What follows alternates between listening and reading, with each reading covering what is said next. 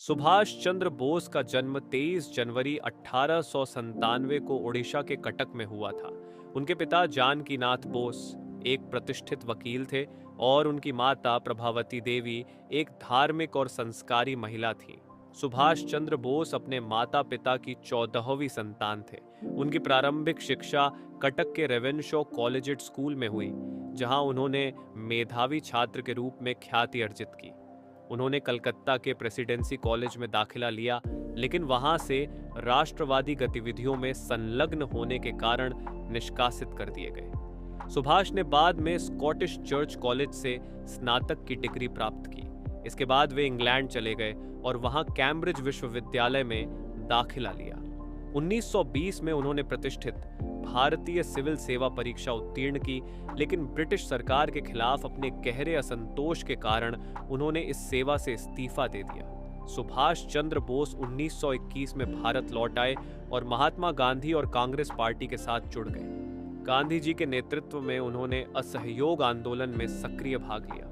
1928 में बोस को कांग्रेस पार्टी का अध्यक्ष चुना गया। उन्होंने भारतीय राष्ट्रीय कांग्रेस के भीतर एक अधिक आक्रामक और सशस्त्र संघर्ष का समर्थन किया, जो महात्मा गांधी के अहिंसात्मक दृष्टिकोण से भिन्न था। सुभाष चंद्र बोस ने 1940 के दशक में भारतीय स्वतंत्रता संग्राम को नया आयाम देने के लिए आजाद हिंद फौज की स्थापना की।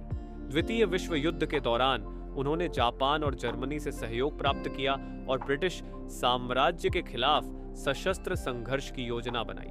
उन्होंने दिल्ली चलो का नारा दिया और आजाद हिंद फौज के सैनिकों को प्रेरित किया।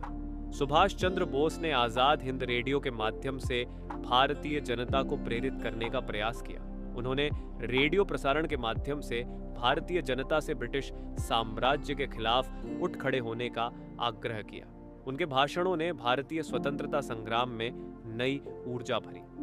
सुभाष चंद्र बोस की मृत्यु के बारे में अब भी विवाद और रहस्य है। 18 अगस्त 1945 को एक विमान दुर्घटना में उनकी मृत्यु हो गई थी, लेकिन उनकी मृत्यु के वास्तविक कारणों को लेकर अनेक धारणाएं और सिद्धांत हैं। उनके निधन के बावजूद उनका साहसिक योगदान और बलिदान भारतीय स्वतंत्रता संग्राम के इतिहास में हमेशा याद किया जाएगा। सुभाष चंद्र बोस ने भारतीय स्वतंत्रता संग्राम में अपनी महत्वपूर्ण भूमिका निभाई। उन्होंने ब्रिटिश सरकार के खिलाफ सशस्त्र संघर्ष की वकालत की और आजाद हिंद फौज का नेतृत्व किया। उनके साहस, त्याग और निस्वार्थ सेवा ने उन्हें भारतीय जनता के दिलों में एक अमर नायक के रूप में स्थापित किया। सुभाष चंद्र बोस का जीवन और उनकी संघर्ष की गाथा भारतीय स्वतंत्रता संग्राम के इतिहास में एक महत्वपूर्ण अध्याय है। उनके अदम्य साहस, नेतृत्व और देशभक्ति ने उन्हें भारत के सबसे प्रतिष्ठित स्वतंत्रता सेनानियों में से एक बना दिया है।